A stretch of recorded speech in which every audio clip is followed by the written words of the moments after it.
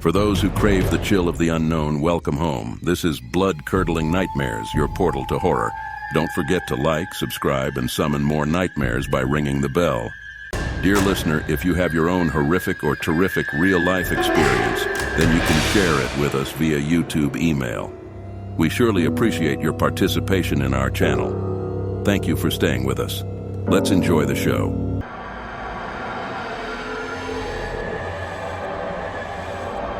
Amanda Crist had always been a single mother with an unshakable bond with her daughter, Katrine.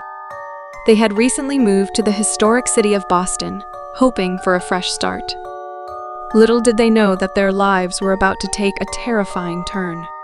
One sunny afternoon, as they strolled through the cobblestone streets of Boston City, Katrine's eyes lit up at the sight of a quaint little doll maker's shop, tucked away in a corner. The shop had an air of enchantment about it, with rows upon rows of exquisite dolls, each meticulously crafted by the elderly shopkeeper.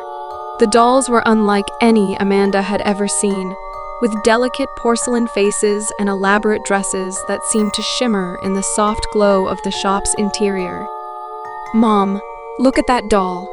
It's the most beautiful thing I've ever seen," Katrine exclaimed, her eyes fixed on a particular doll with long, flowing golden hair. Amanda couldn't deny the allure of the doll. Its beauty was mesmerizing, and she could see the joy it would bring to her daughter. She smiled and nodded. "All right, sweetie. Let's get it for you." Katrine's face lit up with joy as Amanda approached the shopkeeper, an elderly man with a crooked smile and piercing black eyes.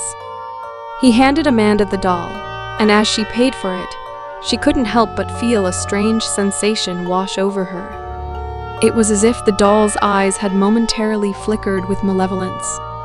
Days passed, and Katrine spent her hours playing with her newfound companion. But as the days turned into weeks, Amanda couldn't help but notice a change in her daughter. Katrine had become increasingly withdrawn and distant, her laughter replaced by eerie silence. One evening, as Amanda was preparing dinner in the kitchen, she heard a faint whisper coming from Katrine's room.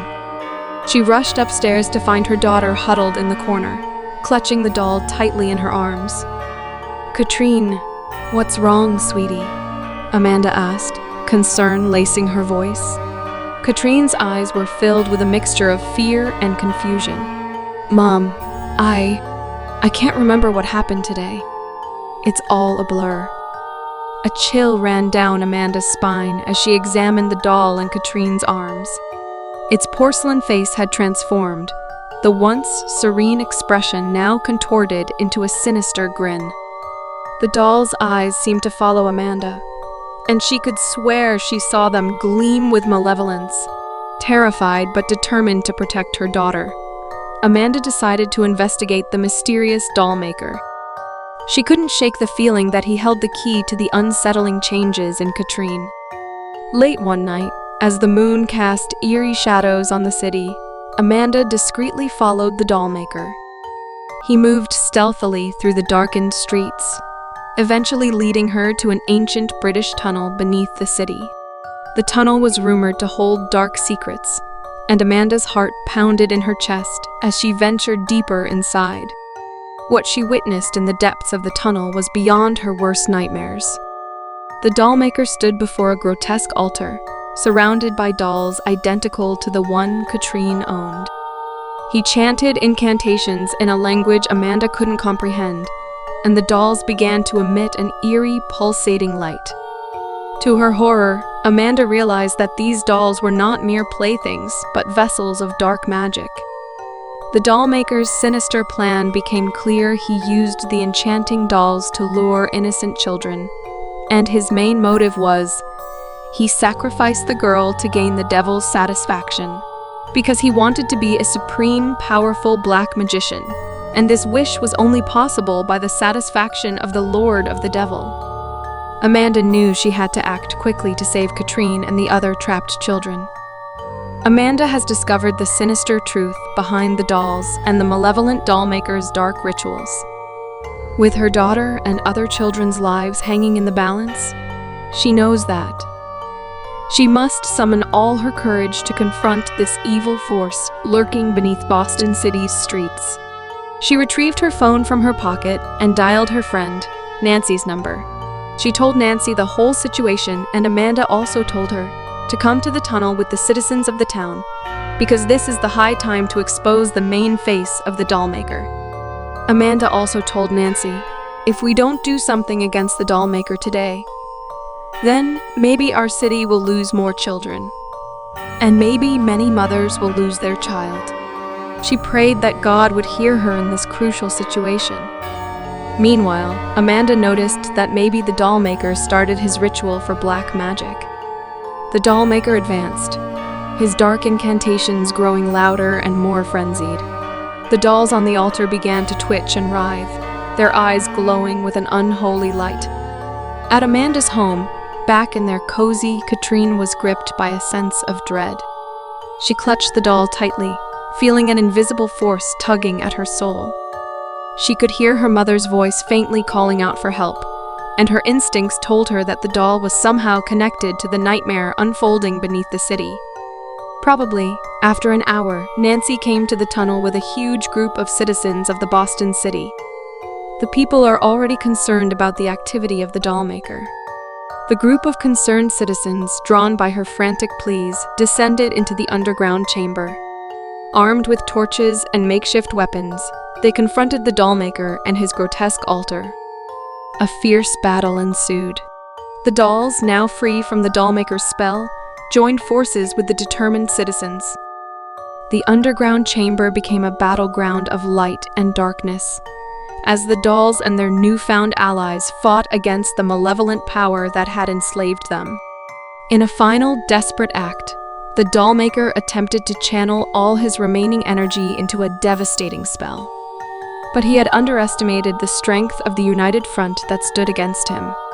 With a collective effort, they redirected his dark magic back toward him.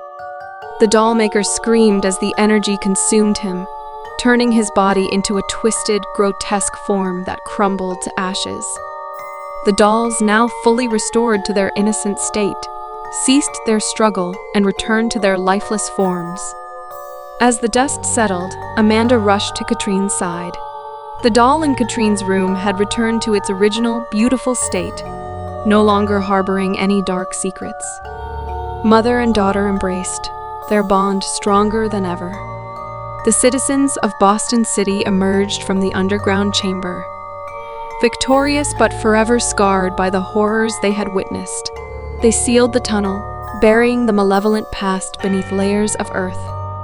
Months passed, and life in Boston City gradually returned to normal. Amanda, Katrine, and the other families who had been affected by the dollmaker's malevolence found solace in their newfound unity. One night, as Amanda was getting her daughter ready for bed, something strange caught her eye. She saw a pale, ghostly figure outside her window, holding dolls and giving her a friendly smile. Amanda didn't know what to make of it at first. Curiosity got the better of her, so she went closer to the window to take a better look. These weren't regular shadows. They seemed different, not like people at all. What struck her, though, was that the shadowy figures had peaceful, happy expressions on their faces. Just as a passing car lit up the area with its headlights, the ghostly figures disappeared. But before Amanda turned away from the window, she noticed an envelope on the ground. She picked it up and found a letter inside. When she opened it, a lovely scent filled the air. The letter was a heartfelt thank you note from spirits who had been trapped inside dolls by the dollmaker's black magic. They depended on those dolls for various purposes. The message said, "Amanda, we can't thank you enough. You've given us a new chance at life and freed us from a curse. We'll always be grateful to you. Your bravery has made our city a better place. Keep being brave and we'll be by your side whenever you need us." Amanda realized that her encounter with the ghostly figures wasn't just a random event. It was a sign of her bravery and kindness, forging a special connection with beings from a different world. Thank you for embarking on this journey through the darkness with us. Don't forget to like, subscribe, and summon more nightmares by ringing the bell.